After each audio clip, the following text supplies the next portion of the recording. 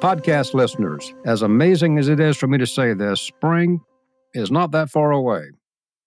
And I've got a unique situation that I've talked about off and on in some articles, and in maybe the previous podcast, I've mentioned it indirectly. I've got a grandson and some of his friends who want to get involved in beekeeping. You know, that's not the same as just helping anybody else. That's my grandson, and you got to get it right, or that's my daughter involved in this. Got Dr. Becky Masterman here, who's going to help me slog through some of the best ways to do this. Becky, say something. Oh, I'm so happy to be here and talk to you about this, Jim. This is going to be a fun 20 minutes. Well, I hope so. It didn't sound all that fun to me, but hey, let's just wait and see. I'm Jim, too. And I'm Becky Masterman from Beekeeping Today Podcast. And we're coming to you on Honeybee Obscura, where today I want to talk about what should I do, buy a nuke or buy packages from my grandson as he begins his bee project. Welcome to Honeybee Obscura, brought to you by Growing Planet Media, the producers of the Beekeeping Today podcast. Join Jim 2, your guide through the complexities, the beauty, the fun, and the challenges of managing honeybees. Jim hosts fun and interesting guests who take a deep dive into the intricate world of honeybees. Whether you're a seasoned beekeeper or just getting started, get ready for some plain talk that'll delve into all things honeybees. Dr. Masterman, it was a surprise. My grandson drove me to a bee meeting over in Illinois. If there's any Illinoisans listening, you know what I'm talking about. And he just became consumed with beekeeping, and I thought he'll burn out. Well, he didn't. So now spring's rolling around, and he sees me as a mentor. I'm 4.5 hours from him, so we need to be electronically literate. There's going to be a lot of electronic transmissions going on. Say something that'll help me with this concept. Jim, this is so exciting. I love the fact that you're going into this and you're being very thoughtful about it because you feel like you're breaking a rule because he's too far away and you can't jump in your truck and run over there and help him if he has a problem. But I think that the mentoring rules of the universe will provide an exception in this case because I am very confident that you have the skills to be able to do a remote mentoring project with your grandson. And you're going to be able to have lovely conversations on the phone. You're going to be that person that he calls when he finds something that's confusing. You're going to be able to talk him through it. He's going to be texting you. There are going to be videos. You're going to be Zooming conversations in the bee yard. This is a great use of our current technology so that you can mentor your grandson. Can you give me just a minute to get my arms around all that? Yes. Sorry. I haven't even thought about excited. Zooming from the bee yard. I'm just a solid traditional beekeeper. You assemble your wooden frames and you nail them correctly, and glue's very handy, and wire embedding. Of course, I don't do any of that anymore. I do what everyone else does, but that's the mentality I have. So when my grandson said that I am to be his mentor, I was adamant that you need someone local, someone that's right there at your elbow.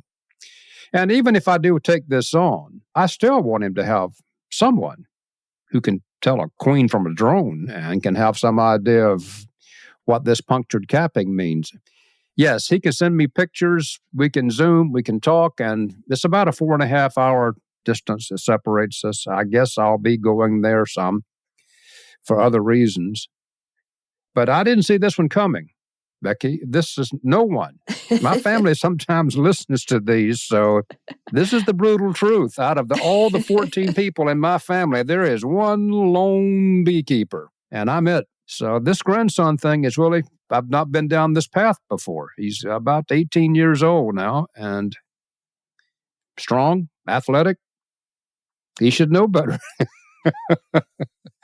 I think this is great. I think that you might not want to get your hopes up because it is fun to share beekeeping with somebody in your family. I know that I couldn't get my husband into the bee yard if I tried. So this is such an opportunity for you to really just grow your relationship with your son, and you have so much to share with him. So this is going to be fun. And the other thing is you just have to stick to the rules. Remember the rules. It's not just getting a mentor, but it's taking a class, it's reading, and it's joining a beekeeping organization. Does your grandson have a beekeeping organization close by? I did check. Of course, he hasn't because everything's on me. So I checked, and there is a local group in the Kalamazoo area there and other groups in the area. He's got just a wealth. There's a data and supply company there in Albion, Michigan, that's just 12 miles from him. So he has all the big pieces. The thing is, I'm just admitting to the listeners that this is the first time that I've taken this kind of project on. To mentor any one of the listeners from afar would be one thing. But when you got your daughter involved and your grandson, in fact, if I can just keep talking for a minute because I'm kind of hyped up over this, I took another grandson out to the bee yard, and I had to get another daughter's permission to do that. I said, can I take this kid? He was about 7, and show him the bees. And we're not going to do anything dramatic. She said, yes, you can take him back there, but he better not get stung. Uh-oh. That just kind of hangs in the air. I mean, we're going to go back to 20 beehives and, hundreds of thousands of bees. Strange things happen when you're back there. So it just kind of put a pallor on everything that I'm going to do this. But I did, and nothing happened, and the story had a happy ending, other than the fact that it just peeled away the veneer and let me see my daughter's concern about my grandson being hurt back there. So different daughter, different grandson, different set of conditions, same old man at the middle of it. Well, Jim, I have to ask you, has the grandson who drove you to this bee meeting, has he been in a live colony of bees before? Yes, he has with me. Okay, he has. He's never done anything with them. It's over. If he's actually been out there and leaned in, and now he wants to become a beekeeper, this is happening. This is exciting. Well, there's another aside. You see, through the years, I've taken them out there. This is kind of an industry secret that to buy kids' clothes, protective gear is stunningly expensive. And they can usually wear it for a year or two before they outgrow it. And then you've got this pristine baby-size beekeeping gear. Well, I've still got all of that. They've long since outgrown it, but he's been in the bees off and on, fully suited through the years. Okay. And of course, every year you had to take bees to their classroom. So we've been through all that. He's had the perfunctory introductions. But let me tell you what I was thinking. If I'm going to be sitting here 4.5 hours from him, do I want him to buy a package of bees, or would I suggest that he and his friends buy a nucleus colony? By buying a nucleus colony, do they usurp or miss or skip the whole queen introduction process that you have to go through with a package? There are definite pros and cons to both methods. And if you're looking at the queen, the definite pro to a nucleus colony is that you're just gently moving the frames from one box to another. And there's a chance that they might even see the queen when they're introducing the nuke to the deep hive box. But when it comes to the package colony, there are some other options. I know that at the University of Minnesota, we used to instruct that you direct release those queens. When you are hiving a package, you directly release them down into the mass of bees on the bottom board and watch her walk off. But the next edition of the new manual actually gives beekeepers the option of taking out the cork and just placing the open cage in between 2 frames and letting her walk out herself in her own time in order to not induce any kind of anxiety on the beekeeper. And as far as getting her out of that cage. So there are pros and cons, though. Even, how did you start most of your colonies? Nucleus or package? Give me just a minute to think about how I did that. And we'll take a break. We'll hear from our sponsor, and then I'll tell you the dirty truth. Feeling a bit drained from all the holiday chaos? No worries, beekeepers. Let's turn that blah into brightness with DIY beeswax candles from Better Bee. Don't let the time slip by. Transform your surplus beeswax into heartwarming, hand-poured candles. Better Bee silicone molds make it as easy as saying, Happy New Year. Classic tapers, funky shapes, you name it. Visit betterbee.com/molds now, because who wouldn't want a handmade candle as a gift for, say, Valentine's Day? Let's make the new year brighter with beautiful candles, courtesy of Better Bee. How did I start most of my colonies? There was no single way. We'd get packages every year. We'd make splits, raise queens. When I worked for Ohio State, occasionally there would be a donation. A beekeeper would pass on and had these bees and take a write off from the survivors. And so at one time or another, we've been through everything. The package thing has always been entertaining. It's been exciting to go up to the truck and there's beekeepers there and there's brand new beekeepers and there's old beekeepers and it's just a giddy moment in beekeeping. So that's almost worth a trip up to a package arrival site. Yes, package day has always been one of my favorite days in the spring when I was working for the university. I'll say that there is a big difference between your two colonies if you started on a package and start with a nucleus, just the way it looks, because you are seeing it from the beginning as far as drawing comb. And although a nucleus colony does look easier in the beginning, it can be challenging if there are any disease issues that are coming with the comb. And also it could be a problem as far as the mite population, because you could get a stronger mite population in the very beginning. And that's going to vary from nuke to nuke supplier. So, those are two excellent points. So I may simplify the queen introduction procedure, but by simplifying that, then I may amplify an earlier mite buildup from varroa or other diseases. I guess chalk brood. There's some other things still around, but varroa and related viruses are my biggest nemesis most of the time. So I guess there is some of that. I hate to say this is the beekeeping world we live in, but depending upon the mite pressure and the packages, the easiest way to do your first mite treatment is to apply a dribble of oxalic acid with a package. And if you put a sticky board on the bottom, chances are you'll see a drop, not because the package suppliers aren't doing their best, and again, not because the nuke suppliers aren't doing their best, but varroa is just something we've got to live with and manage. You're just really not helping right now. You're just really not helping, because I'm thinking, okay, now I got to tell this kid who's only seen the inside of a beehive probably 5 or 6 times. I'm being sarcastically funny, but it is, beekeeping isn't exactly as simple as it was decades and decades ago when your biggest concern was American foul brood. And there's absolutely nothing gained by going back and reminiscing about those days. They're gone. I've tried to tell my grandson and my daughter and my son-in-law that, this is kind of like getting a puppy now. This is going to take some time and it's going to take some commitment, and these bees will not be able to keep themselves indefinitely. So heads up. I think after talking with you and just thinking, and I'll be happy to hear from any of the listeners who've been through situations like this where you're trying to help from afar, that I would probably still go with the packages. And get ready for this.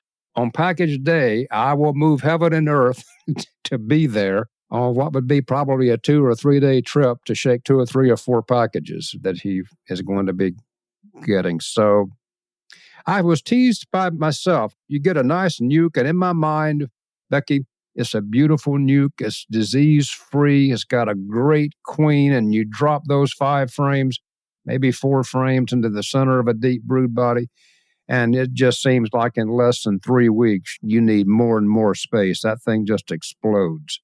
But that's the beekeeping in my mind. That's the optimistic beekeeper. But the package thing, if you get the same weather, same flow, that too would help. So I'm kind of back to thinking it'd be simpler just to buy packages in many ways and just arrange to be there on that big day and then just write it off as being a granddad. I think that sounds like a great plan. I kind of knew you'd be there for package day. It's hard to pass up package day, even if package day is delayed or it comes early, because that's what happens with package days. You have to wait for the shipment to actually arrive or the packages to be made, but that's going to be worth a little bit of travel inconvenience. so that you can be there and take part in it. We've never hoodwinked anyone on this podcast. There's nothing about this is scripted. And I've just had a thought, Becky, why wouldn't I just buy the packages here in Ohio and take them to Michigan? And I would do the package day thing. And then that way I've got the bees already. I'm not trying to coordinate getting up to a package site in Michigan and then find out that there was a truck delay or whatever. If I'm doing that, if I'm going there, and listeners, we decided to do that right here live, that I would actually go there for package day, why wouldn't I just pick them up on my package day here and then coordinate with them on the other end and haul them up there? I think that's a great idea. They already probably traveled a fair bit to get to you. What's another 4 hours? I just recommend bringing that 1-to-1 sugar syrup and putting it in a bottle if they need to cool down a little bit. That's a really good plan. And then we can do the oxalic dribble and just show them and get it off to a good start. It all depends on him and listeners and Becky. If he changes his mind, then this was essentially a wasted episode. The burden is on him and his friend and their biology teacher to pull this off. If any one of them backs out, then I don't know if the critical mass would fail or not at that point. But I am being honest and truthful. I am apprehensive. I've mentored, I've talked, I've done all these things all my life, but it was never quite this personal as what may be expected of me. And you really want this to work. So I don't know how many trips I can make to Michigan to keep, working with a defective queen or whatever's going wrong there. You're going to pick those big days. You're going to pick the hiving the packages. You might be there for that honey harvesting. You might be there the next year to help divide those colonies or even to help them winter. But it's just a couple of well-planned trips. And I think you're going to fully execute and serve as a mentor, because I love thinking about how many times you and your grandson are going to be on the phone talking about these colonies. It's a very special relationship. And to add that mentor-mentee relationship to your grandfather-grandson relationship, that's going to be very special, bringing bees into the relationship. Well, I certainly hope so. And as we give out a time, you'd think, how much more can he have to confess? I do have one more confession. I want this to be as successful as it can be for a year or two, because he's going to leave to be going to a university somewhere. I don't have much hope for the bees at that time. I don't think they're going to survive it. But I want to plant the seed so that when he is in a position in life that he can reminisce about the times that he and Granddad did this bee thing. And then when he has the time and the financial basis about him, do this bee thing proper. So all I'm doing right now, Becky, is planting a seed that I probably won't be here to see develop, if that makes sense. Well, in my mind, he's bringing those bees with him to college, because every college needs a beekeeping club. All right. I do think that you will be giving him such a great gift, because there are a number of beekeepers out there who have been fans of yours and who've benefited from your advice. And so it just makes sense that your grandson gets to get that same benefit. And he gets to learn from one of the best. So this is exciting, Jim. Well, you're very kind. And I really hope that you're very correct, because if he chooses to do this, we'll go through with it. All right. I've not done this before, so stand by. If anybody has any advice or experience on how to help a family member jump in the deep end of the bee pool, contact us. Becky, I always enjoy talking to you. Thank you for being so agreeable and taking so much of your time and using your expertise on such a peculiar subject. What a fun talk. Thanks, Jim. All the best to you.